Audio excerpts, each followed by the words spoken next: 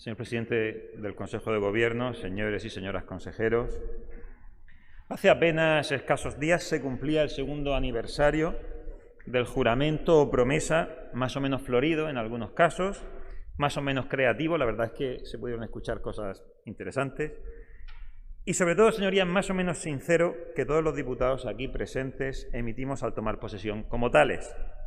Juramos o prometimos servir con lealtad los derechos e intereses de los ciudadanos de la región de Murcia.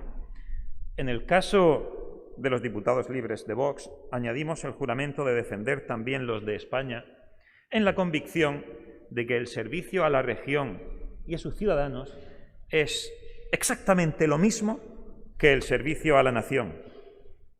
Pues precisamente es la indisoluble unidad de la nación española, fundamentada en la Constitución y en nuestro modelo político, la que da sentido al conjunto de la actividad política que venimos a desarrollar aquí.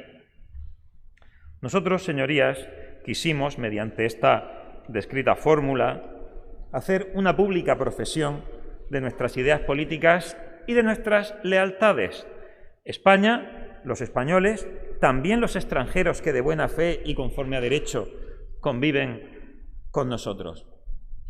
Eso es nuestro credo, eso es en lo que nosotros creíamos y eso es en lo que seguimos creyendo 2 años después.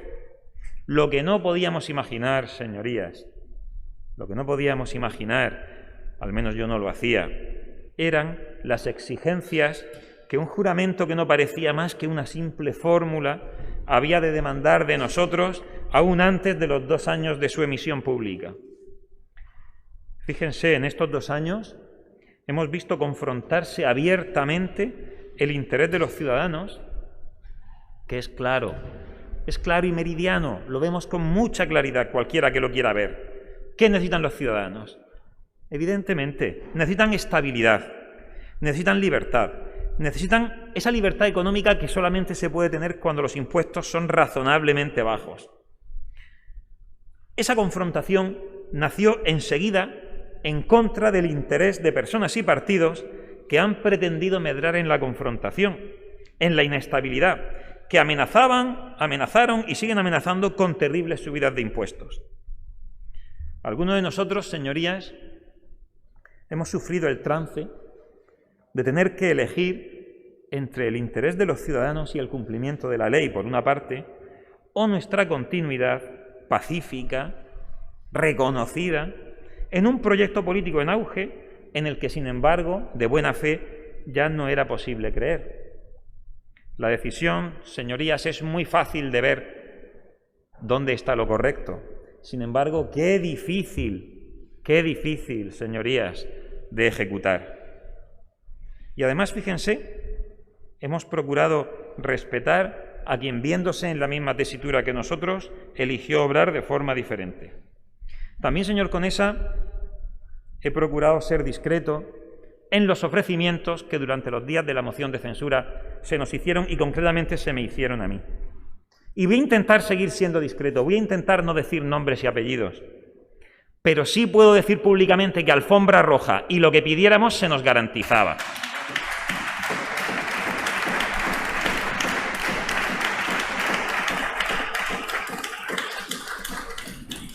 Por tanto, cuando aquí se esgrime una y otra vez, y como si fuera el peor insulto posible, la palabra tránsfuga, en realidad, señor Conesa, la sensación que le da a quien lo escuche, yo creo que a los ciudadanos también, nos lo dijeron en el último CEMOV, la sensación que les da es que, habiendo intentado el mismo truco que ahora quiere atribuirle a los demás, lo que ocurre es que no le funcionó. Cualquiera que nos conociera, señor Conesa, con independencia de las relaciones personales, yo a usted le tengo en estima, pero con independencia, a usted y a la mayor parte de las personas de su grupo, a todos ellos de hecho. Pero aunque la relación personal sea buena, de verdad, cualquiera que haya estudiado nuestra trayectoria desde el día 1 de esta asamblea, se ha pensado por un momento que era factible que llegáramos a apoyarles. No era factible, pero desde luego no lo fue porque ustedes no dejaron de intentarlo, porque nos ofrecían lo que quisiéramos, más consejerías de las que podíamos asumir, Entonces,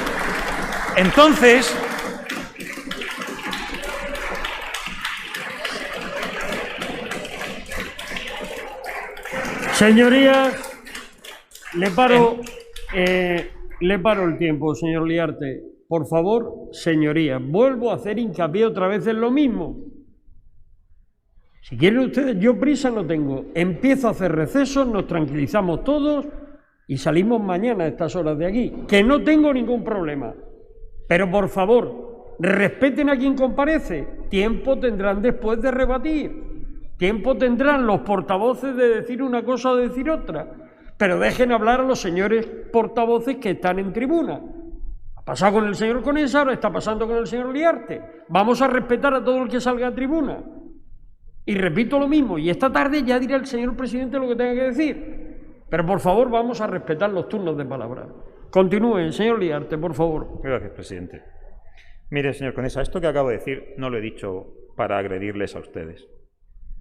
No tengo interés en eso, no sirve a mi interés personal y, lo que es mucho más importante, no sirve al interés ni de la Cámara ni de los ciudadanos.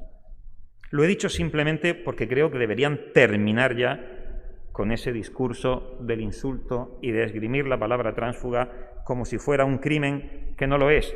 Se han escuchado cosas peores en esta sala, doblemente injustas, y que solo afrentan, créanme, a quienes las emiten. Los ciudadanos ya han juzgado. El CEMOP hace poco certificó la sentencia. Y, señorías, es una sentencia contra la que no cabe apelación. El señor Conesa hace un momento decía que quién iba a dudar de la firma de personas en determinados puestos institucionales. Pues, a priori no, claro, a priori no. Pero, ¿y cuándo esa firma ha sido arrancada por un comisario político con nocturnidad y alevosía? ¿Y cuándo ha sido así? Porque al final, lo que hay detrás, señorías, lo que hay detrás de ese pacto antitransfugismo, que parece que es un pacto anticrimen político, lo que hay es el poder absoluto de los comisarios políticos. Eso es lo que hay detrás de ese pacto que el Partido Popular, con gran criterio, ha denunciado recientemente. Miren, también decía el señor Conesa hace un momento, para hablar de los gravísimos incumplimientos del Gobierno de la región, del que ahora, de alguna manera, formamos parte. Decía, ustedes firmaron una serie de acuerdos a los que no le han dado cumplimiento. Vamos a ver, señor Conesa, que usted es jurista, hasta donde yo conozco. Los acuerdos son ley entre las partes. Entre las partes. Si un par de grupos firman un acuerdo de gobierno y las circunstancias sobrevenidas requieren adaptarse a las nuevas circunstancias, podrán exigírselo el uno al otro. Los votantes ya habían votado en ese momento. Ese acuerdo no determinó en modo alguno el sentido del voto, porque la votación se había producido antes. Fue un acuerdo entre dos grupos parlamentarios para configurar un gobierno que ha tenido que adaptarse a circunstancias que creo que estaremos todos de acuerdo, que eran razonablemente imprevistas. Por tanto, nuevamente, vamos a cerrar ya ese debate, vamos a ponernos a construir. Usted nos contaba que tiene una serie de propuestas muy interesantes. Subir impuestos, entiendo que es una de ellas, sí. Bien, por eso digo que si las tienen, pues es interesante hablar de eso y dejar ya ese debate de confrontación que inquieta a todo el mundo, que no favorece que empresas extranjeras o de otras partes de España quieran venir a la región. Vamos a dejar ya la confrontación, pero si esto no pasa nada, no siempre se puede ganar. Lo importante es reaccionar con caballerosidad y seguir trabajando. Yo de verdad quisiera invitarles y pasar esta página de las emociones más bajas, y a mí de verdad ya no me divierto tanto, sinceramente, cuando tengo que dirigirme a ustedes desde que este agrior se ha instalado en la Cámara. Pero lo importante no es que yo me divierta más o menos, lo importante es el flaco servicio que estamos prestando a la ciudadanía. Voy a intentar centrarme ahora en el estado de la región. Y comenzaré, como imagino que harán quienes vengan detrás de mí en el uso de la palabra, hablando del asunto fundamental que ha presidido estos últimos meses, ¿no?, que es la crisis económica que hemos padecido. Yo creo que resulta imposible no comenzar este debate sin referirse a esta crisis y a la gestión que de la misma se ha hecho en la región de Murcia. En los primeros días de la pandemia, señorías, recuérdenlo, el Gobierno de la Nación nos dijo que no era necesario usar mascarillas. Fue así, como todos nosotros supimos, que el uso de las mascarillas era imprescindible. En esos días, señorías, cuando no había mascarillas suficientes en España, no las había, recuérdenlo, un envío gratuito de FFP2 de antiguos socios comerciales que me las enviaban desde el extranjero para donarlas. El objetivo era para donarlas a residencias de mayores de la región. Este envío fue retenido en Barajas y fue devuelto al país de origen. Esto, señorías, tristemente resume la gestión del Gobierno de la Nación y lo que del mismo hemos podido esperar desde ese momento en adelante. El señor Conesa decía hace un momento que la situación más favorable en la que nos encontramos ahora es fruto del trabajo coordinado de 4 administraciones. Por favor, trabajo coordinado de 4 administraciones. En la región de Murcia no voy a glosar el número de veces que, con todo el mundo en contra y teniendo que soportar a veces descarnadas críticas, el señor López Miras y su gobierno, con el consejero Manuel Villegas en él, fueron capaces nada más, pero nada menos, que de hacer lo correcto. Lo sé perfectamente porque algunas de esas críticas descarnadas fueron mías. Pero es verdad, la sanitaria, sin duda, ha sido en esta región una gran gestión. ¿Mejorable? Bueno, todo lo humano lo es. Pero las cifras finales ahí están y son notablemente superiores a las que otras regiones de España pueden, por desgracia para todos, arrojar. Hace un momento se nos anunciaba que la propuesta socialista es incrementar el gasto en sanidad. Más profesionales, más centros médicos, abiertos por las tardes, me parece una idea maravillosa. Pero, señor Conesa, ¿contra deuda? ¿Contra más deuda pública? ¿O cómo va a financiar eso? Sería interesante decir, oye, este dinero lo voy a sacar de esto otro. ¿O es que cuando tengan la posibilidad de ponerlo en marcha, el Gobierno de la Nación, que nos cierra la puerta ahora, la abrirá a la modificación del sistema de financiación? Solo es una pregunta. Creo que es razonable que los ciudadanos se la hagan. Dice usted, en cuanto a la privatización, que por principio no, si lo he entendido correctamente. ¿Por qué por principio? Vamos a ver. Hay cosas que son muy básicas y a lo mejor no nos las tendríamos que plantear. Pero es que parece que sí nos las tenemos que plantear. ¿Cuál es nuestro deber? Nuestro deber es garantizar que los ciudadanos tengan el mejor servicio posible. Si ese servicio, el mejor posible, lo vamos a hacer con los profesionales de la sanidad pública, perfecto. Si en un determinado momento, por una determinada circunstancia, se detecta que la mejor manera de hacerlo es mediante una privatización temporal, mediante un concierto, en fin, fórmulas jurídicas hay muchas, ¿por qué por principio no? Tienen que prevalecer nuestros prejuicios, no digamos prejuicios, nuestras ideas políticas tienen que prevalecer por encima del interés público en aquellos casos en los que objetivamente, con números sobre la mesa, vaya en sentido contrario.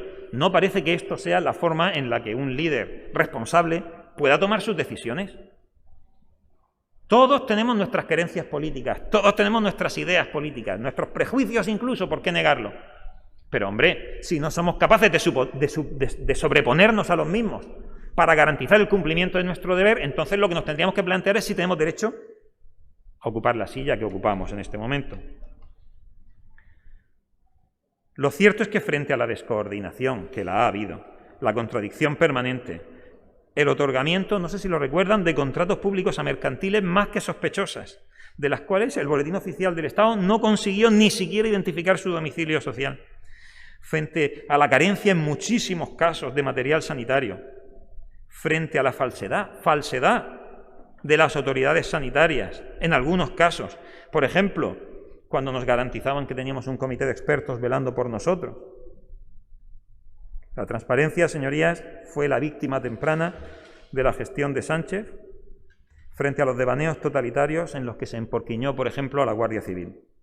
Frente a todo eso, señorías, ¿cómo no vamos a mirar benignamente la gestión que se ha realizado en la región de Murcia?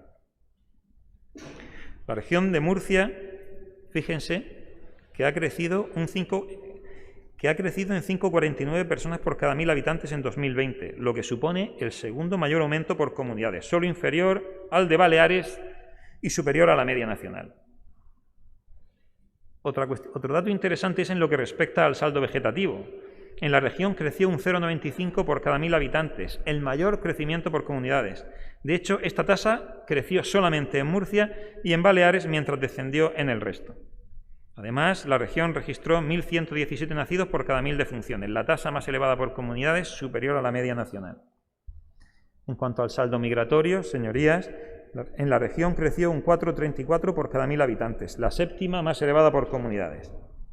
El saldo migratorio, señorías, viene a llenar en la región el hueco del saldo vegetativo negativo que experimentó la población española durante el año pasado debido a la pandemia de la del COVID-19, perdón. No puedo sino hacer una breve mención, por tanto, a la cuestión migratoria.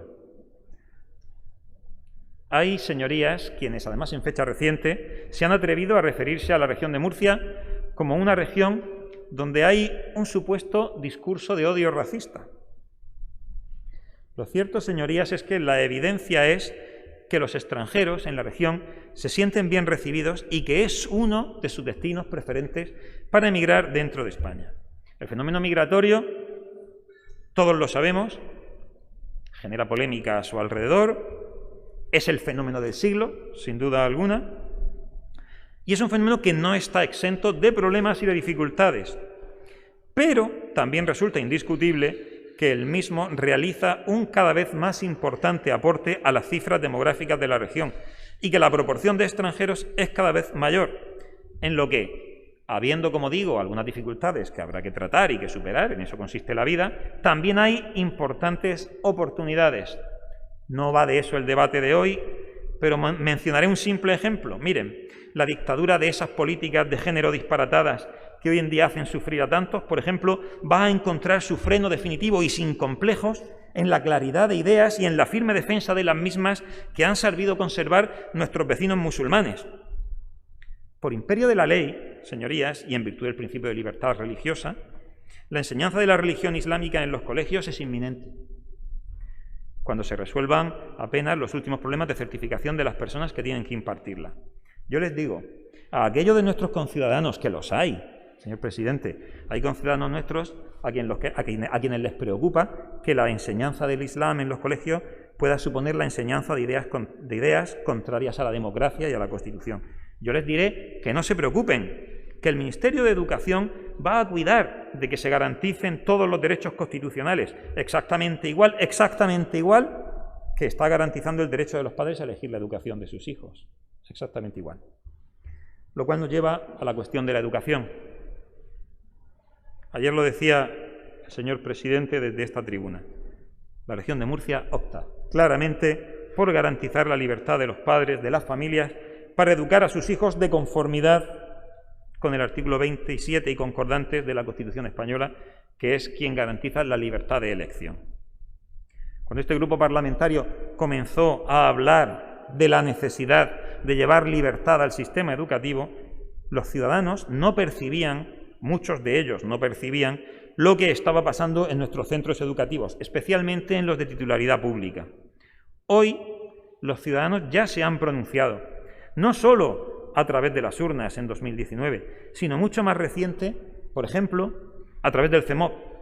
Y lo han hecho para reclamar esa libertad cuya ausencia, adormecidos por la maquinaria propagandística del Comitef del Estado, muchos ni siquiera habían llegado a notar. No vamos a dejar de hablar de esta cuestión y de dar esta batalla, señorías, porque es, sin duda alguna, la más importante de cuantas tenemos que afrontar. Fíjense, don Víctor Manuel Martínez, que es un notable socialista, escribió en el Diario de la Educación el 10 de julio de 2019 lo siguiente. La educación, decía, ni siquiera la más procedimental y aparentemente aséptica, no ha sido nunca ni puede ser ideológicamente neutral. Todas y todos lo sabemos. La derecha ideológica también lo sabe y por eso su supuesto combate contra el adoctrinamiento en la escuela no es otra cosa que la lucha por hacer prevalecer sus propias doctrinas. No es que lo dijera, es que lo escribió. Sectarismos imperantes aparte, lo cierto es que nos toca asumirlo. Vivimos en una sociedad en que hay personas a quienes erróneamente se les atribuye una cierta capacidad profesional, como este señor, y sin embargo son incapaces de concebir un modelo educativo en que no se manipule o adoctrine a los niños, de un lado o de otro. La única conclusión que podemos detraer es que estas personas nunca podrán ejercer cargo u oficio alguno relacionado con la educación sin utilizarlo para ese adoctrinamiento y secuestro de la libertad de los más indefensos, los niños. En fecha reciente, un nuevo ejemplo, hemos conocido la sanción de 6 meses de suspensión de empleo y sueldo a un profesor en el Instituto de Educación Secundaria Complutense de Alcalá de Henares. Se atrevió a decir que en la especie humana hay 2 sexos. El profesor se atrevió a afirmar que los hombres nacemos con cromosoma XY y las mujeres XX. Y aunque se pueden transformar la apariencia externa mediante operaciones, el juego de cromosomas no cambiará. Se atrevió a decir esto. Menos mal que no enseñó evolución. La directora e inspectora decidieron reprimirlo con inconstitucionales preguntas acerca de su inclinación política. Y finalmente, de viva voz, sin régimen de recursos, sin fundamentación jurídica, se le impone una sanción muy grave. Conclusión. Mucho quejarse de algo a lo que ustedes dan en llamar el veto parental, pero parece ser que el veto de los comisarios políticos les encanta. Miren, señorías, la realidad bien distinta es que el derecho a la educación nunca podrá disfrutarse de forma efectiva si no es en libertad. El derecho a la libertad en la educación está recogido en la Declaración Universal de los Derechos Humanos del Consejo de Europa y en la Carta de los Derechos Fundamentales en su artículo 26, afirmando, señorías, que los padres tienen el derecho a elegir la educación que prefieren para sus hijos y que es un principio que un Estado no puede negar ni manipular.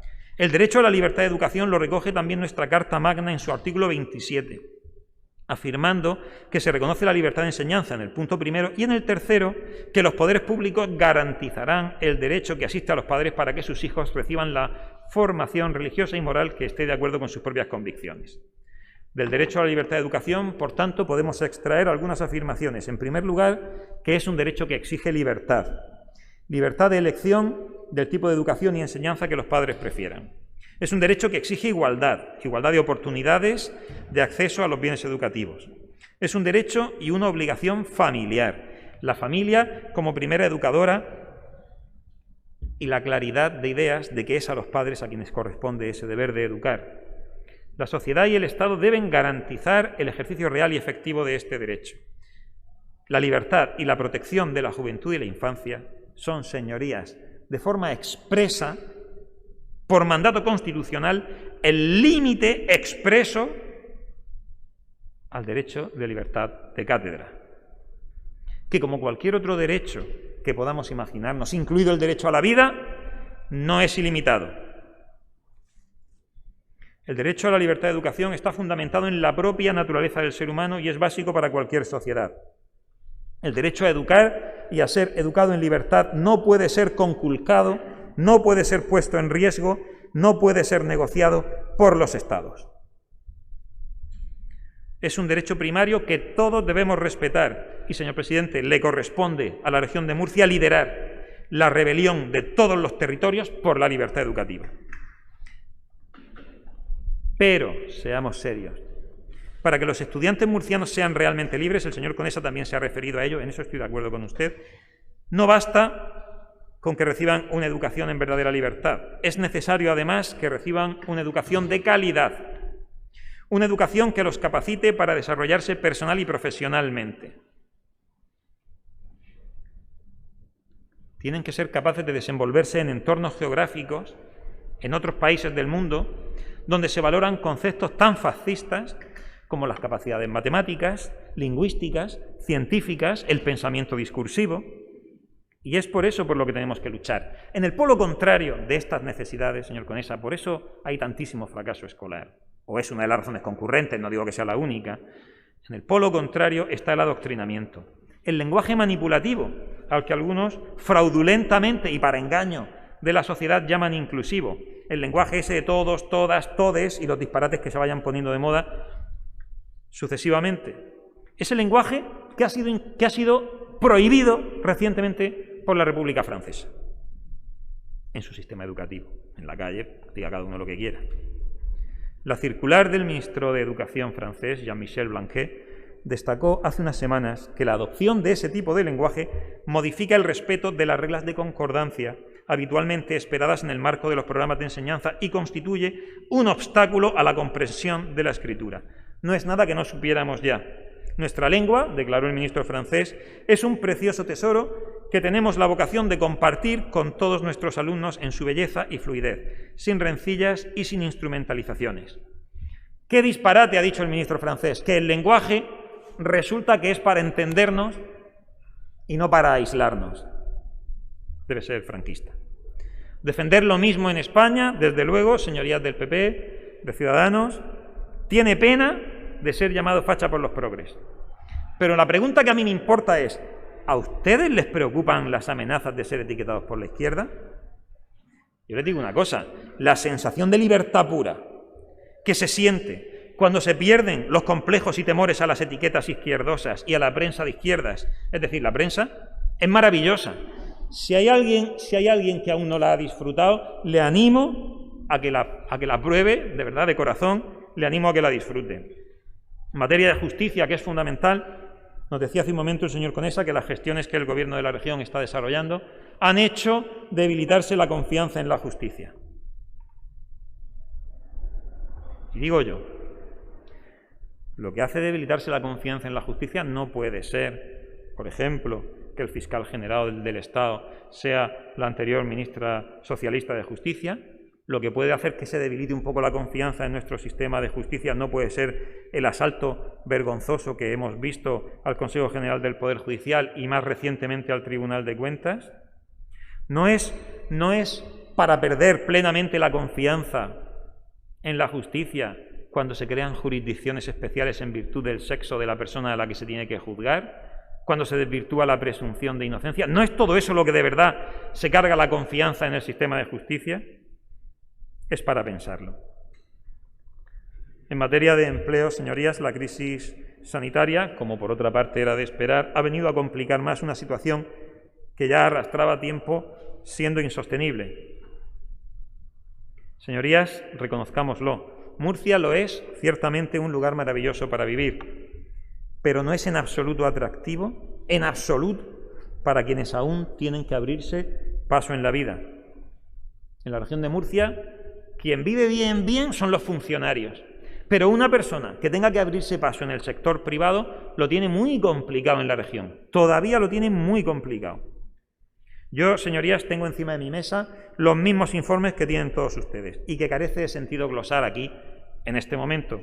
Pero lo que sí procede es avisar de la gravísima crisis de desempleo que está por declararse en cuanto las empresas agrícolas de la región comiencen a cerrar, ahora que quieren cerrar el trasvase Tajo Segura. Fíjense cómo se repite por desgracia, la historia. Las milicias republicanas expropiaron a Tomás Ferro en 1936 para quedarse con sus viñas. Fue en mi pueblo, La Palma.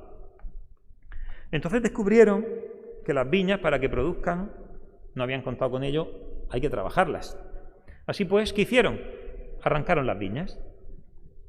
Derrotado el comunismo internacional, las viñas volvieron a generar riqueza y esa finca hoy día está gestionada por la Fundación Tomás Ferro y la Universidad de Cartagena.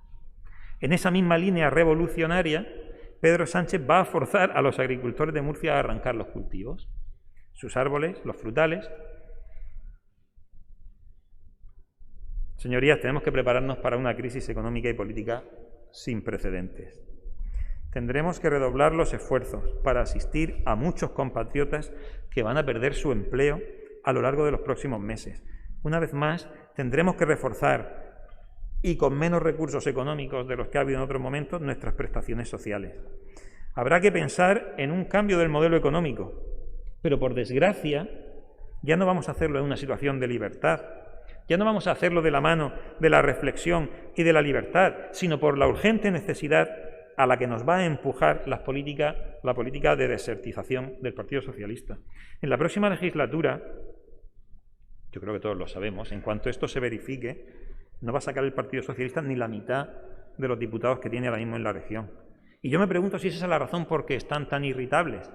Pero hombre, en lugar de enfadarse tanto, revisen si es que a lo mejor no están yendo por la mejor dirección posible. Hablar señorías, del modelo económico nos lleva necesariamente a evaluar una cuestión verdaderamente interesante como lo es la energética.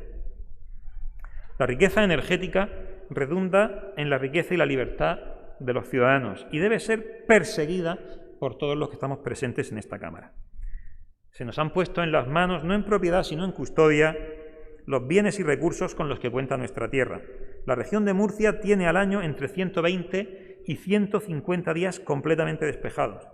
Nuestra radiación solar es de las más altas de todo el sur de Europa. Sin duda, y desde hace años, esta ha sido una de nuestras principales bazas, de nuestros principales recursos productivos en cuanto al turismo y conforme a la percepción de cada momento, se ha hecho un uso excelente. Cuestión diferente es que ahora queramos revisar los usos que hicimos hace 40 años, que quizá debemos hacerlo, pero sin perder de vista la posición histórica. Los recursos naturales, señorías, tenemos que asegurarnos de que se usan en beneficio de todos los españoles. Hay que velar para que su uso, además, no perjudique otros bienes que también han sido encomendados a nuestra custodia. Me estoy refiriendo, quizá demasiado crípticamente, no lo sé, al uso de la energía fotovoltaica. Lo verde, señorías, ni empieza en los Pirineos, ni es patrimonio exclusivo de la izquierda. Nosotros consideramos que esta energía puede cubrir algunas de las carencias energéticas a las que la región ha estado sometida. Estamos seguros, además, que si se usa con sabiduría, puede cumplir un importantísimo papel social, abaratando los costes energéticos de las personas con menos recursos, porque el sol, señorías, no creo que sea necesario recordarlo, sale sobre ricos y pobres, sobre justos e injustos. Se trata de una energía que ha abaratado mucho su coste para el pequeño productor y que en el futuro, y con el debido fomento por parte de las administraciones públicas, puede convertirse en una pieza clave en la producción de riqueza y la reducción de desigualdades. Sin embargo, el alma del hombre, señorías, es veleidosa y, como sucede con toda tecnología nueva, podemos caer en el peligro de tratar de convertirla en la última panacea, de pensar que va a sustituir de manera completa a otras formas de producción energética, de que, como algunos sabios de la India, podremos vivir solo con la luz del sol. Sin la prudencia debida, señorías, esta tecnología puede volverse un verdadero problema. Un verdadero problema. Una excesiva acumulación, señorías, de paneles solares puede resultar enormemente agresiva para el medio ambiente. Instalaciones de miles de hectáreas producen la desertización del suelo sobre el que se elevan, la proliferación de torrenteras y escorrentías, el empobrecimiento de la vida invertebrada, fundamental para la salud del terreno. Además, cambian los hábitos de los vertebrados autóctonos de dichos lugares y dificultan el pastoreo y la migración de las aves. Lo más importante, por otra parte, es que en ese tipo de macroinstalaciones los estudios científicos han detectado un fenómeno que es especialmente preocupante para nuestra región. En una gran acumulación de placas, debido a la reflexión de la radiación solar, se produce lo que los científicos han venido a llamar islas de calor, que llegan a producir un aumento de más de 1 grado Celsius la temperatura media de la zona. Como hemos dicho, señorías, estamos totalmente a favor de estas tecnologías, pero precisamente por ello es prioritario regular la concesión de licencias, asegurarnos de que sean los ciudadanos españoles los principales beneficiados, antes que empresas extracomunitarias que no ofrecen, ni mucho menos, condiciones de reciprocidad en sus países de origen. Nuestro liberalismo económico, señorías, tiene un límite. Tiene un límite, o debería tenerlo. Y es la reciprocidad, la protección de las generaciones venideras y la naturaleza. No podemos hacer con el boom de las fotovoltaicas lo que hicimos en los años 60 con el Mar Menor, cuyos efectos aún sufrimos. Hablar de modelo económico en la región obligatoriamente nos obliga a referirnos también a la ridícula, absurda y vergonzosa situación de abandono y expolio de buena parte del patrimonio histórico de la región. Hasta ahora se le han venido destinando cada año algunas partidas presupuestarias que no han servido ni para protegerlo eficientemente ni para hacerlo visitable en muchos casos. Y lo que es más grave, ni para convertirlo en un recurso productivo, económico. Y eso se tiene que acabar ya. Nuestro patrimonio, señorías, solo será viable y sostenible si establecemos formas garantistas y respetuosas que lo conviertan en recursos productivos. No hay otro camino. Los propietarios,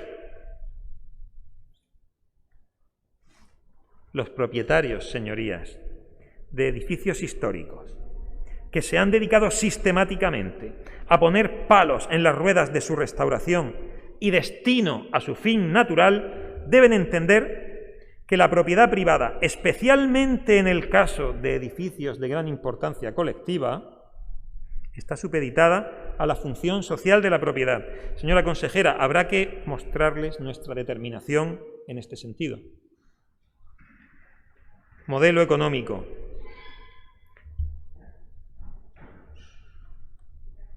Nos decía el señor Conesa, fíjense, nos hemos quejado muchas veces, aquellos que no compartimos los postulados del socialismo, que somos adversarios políticos, hemos criticado en muchas ocasiones al presidente del Gobierno de la Nación, Pedro Sánchez, porque él tiene la capacidad de decir una cosa en este momento y muy poco después la contraria. Yo creo que efectivamente ha quedado patente que es así. Pero lo que yo no había escuchado todavía era decir una cosa y la contraria en el mismo discurso. El señor Conesa nos ha dicho dos cosas difícilmente entendibles. Por un lado nos dice, por un lado se ha quejado aquí hace unos minutos de lo lentos y farragosos que son los procedimientos ambientales administrativos. Para a continuación decir que cada vez que hemos traído, porque además ha sido así, que cada vez que se han traído aquí propuestas para simplificar los trámites administrativos, lo único que se le ha escuchado decir ha sido que lo que se estaba haciendo era destruir garantías. Hemos tenido oportunidades de decirlo. Simplificar los trámites no significa que estemos eliminando garantías ambientales. No necesariamente lo significa. Lo único que significa es que tenemos la capacidad de mejorar un trabajo. Pero si cada vez que se vaya a traer una propuesta de simplificación de trámites administrativos, y ahora tenemos sobre la mesa un decreto en este sentido, lo que se va a utilizar para combatirlo, es decir, que lo que se hace es destruir garantías, pues flaco favor se le presta a la región. Tengo que decirle que sí que tenía razón usted en una de las dos cosas que ha dicho. Claro, un reloj roto también da la hora correcta 2 veces al día.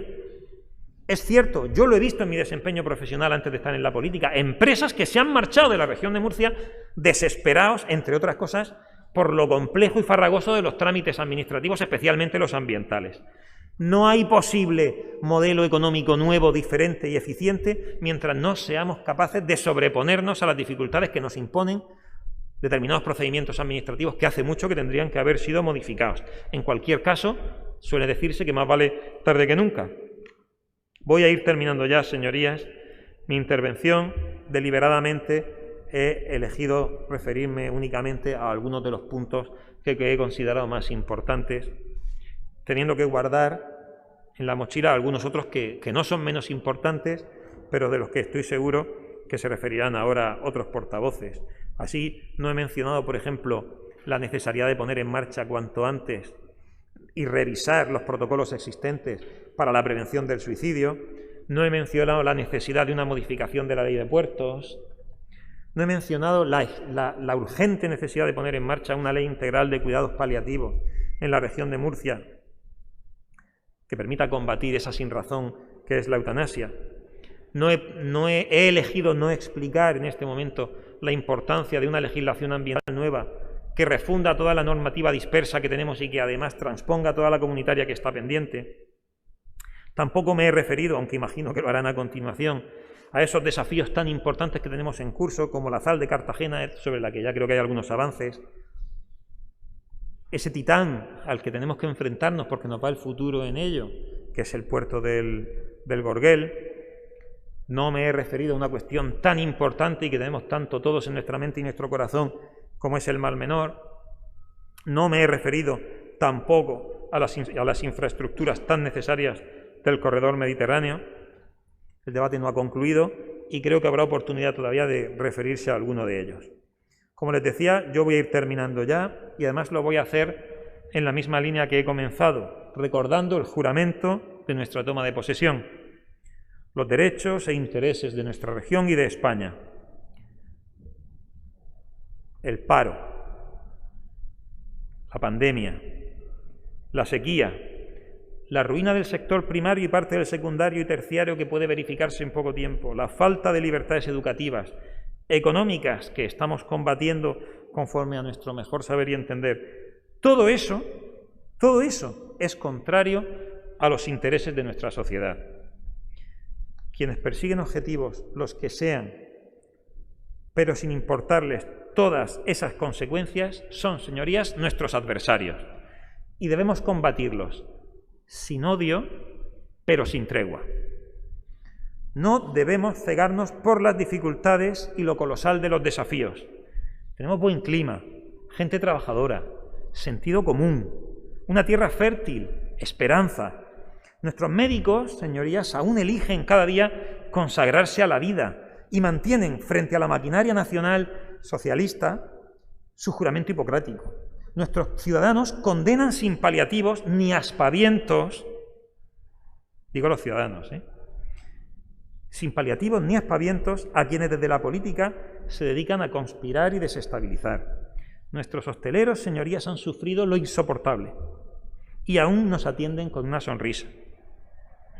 Nuestros abogados siguen persiguiendo ese mito, esa constante y perpetua voluntad de dar a cada uno lo suyo, aunque es un objetivo que siempre se dilata, por desgracia, cuando tiene que ser alcanzado por vía judicial.